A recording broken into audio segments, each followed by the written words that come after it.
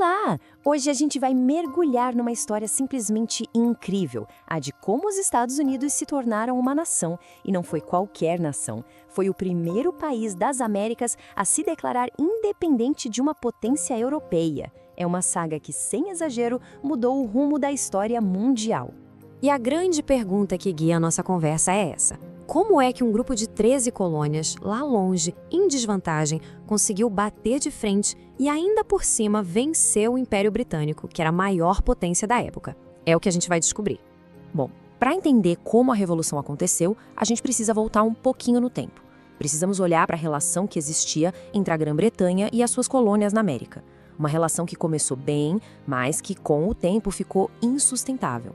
Imagina só, por muitas e muitas décadas, a coroa britânica basicamente deixou as colônias se virarem sozinhas. Essa política, que ficou conhecida como negligência salutar, permitiu que elas crescessem e prosperassem. Elas criaram seus próprios governos, faziam suas próprias eleições, tocavam suas economias.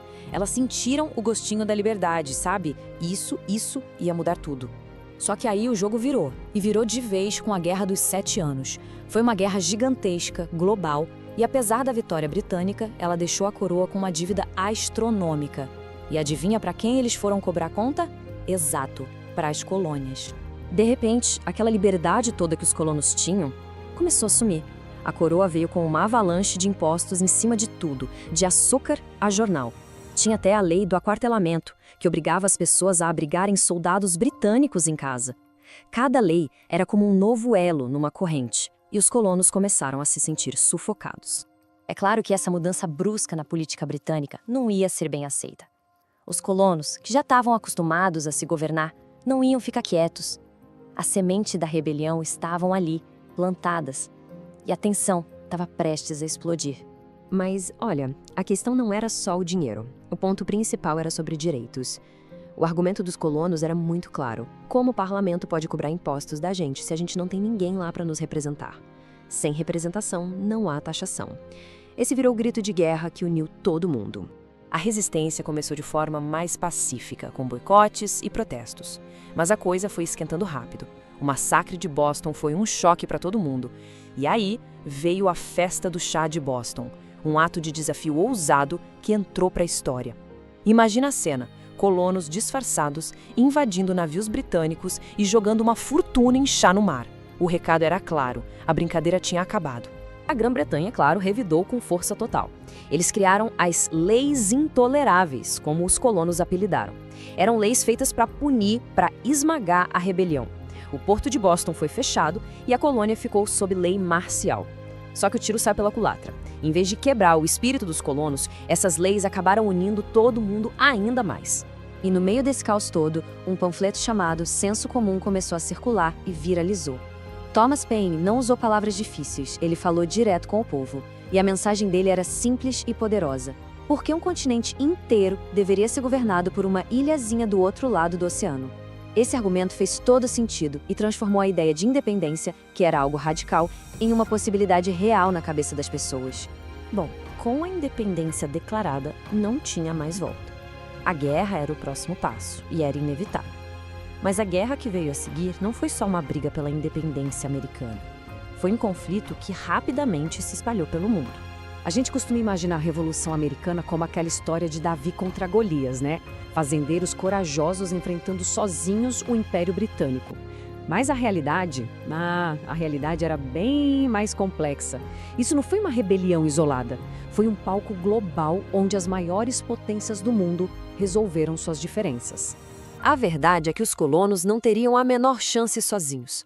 O apoio de outros países foi o que virou o jogo. A França, que estava louca por uma revanche contra a Grã-Bretanha, se tornou a maior aliada.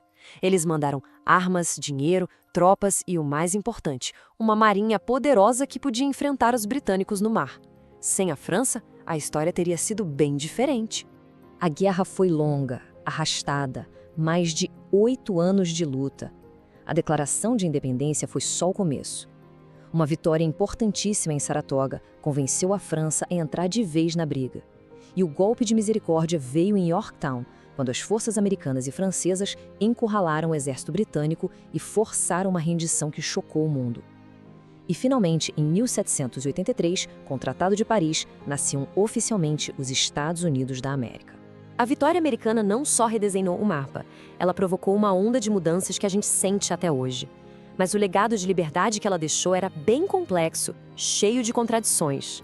A Revolução Americana foi tipo um terremoto político. As ondas de choque se espalharam pelo mundo todo. Ela acendeu a faísca da Revolução Francesa, inspirou um monte de movimentos de independência aqui na América Latina e provou que, sim, um povo podia derrubar uma monarquia e se governar. O mundo nunca mais foi o mesmo depois disso. Pois é, mas é aqui que a história fica complicada. Essa nação que nasceu sob a bandeira da liberdade tinha um segredo bem sombrio guardado. A pergunta que a gente precisa fazer é: essa liberdade recém-conquistada era de fato para todo mundo? E essa é a imensa ironia da Revolução Americana. As palavras da Declaração de Independência, todos os homens são criados iguais, era uma promessa linda, poderosa. Mas para milhões de pessoas era uma promessa vazia. A escravidão não só não foi abolida, como foi protegida pela nova Constituição. As mulheres ficaram sem voz nenhuma na política. E os povos indígenas foram simplesmente ignorados, deixados de fora da definição de povo. A luta pela verdadeira liberdade estava só começando. E essa, no fim das contas, é a tensão que moldou a história americana desde o comecinho. A Revolução criou ideais nobres de liberdade e igualdade. Mas a jornada para colocar esses ideais em prática tem sido longa, difícil e, na verdade, ainda não acabou. A questão continua no ar: como uma nação consegue conciliar a promessa de liberdade com as contradições da sua própria história? E é com essa reflexão que a gente chega ao fim da nossa análise sobre a Revolução Americana. Se essa conversa foi útil, se abriu novas perspectivas, não se esqueça de deixar o like e se inscrever para mais mergulhos como este na história. Muito obrigada pela companhia e até a próxima!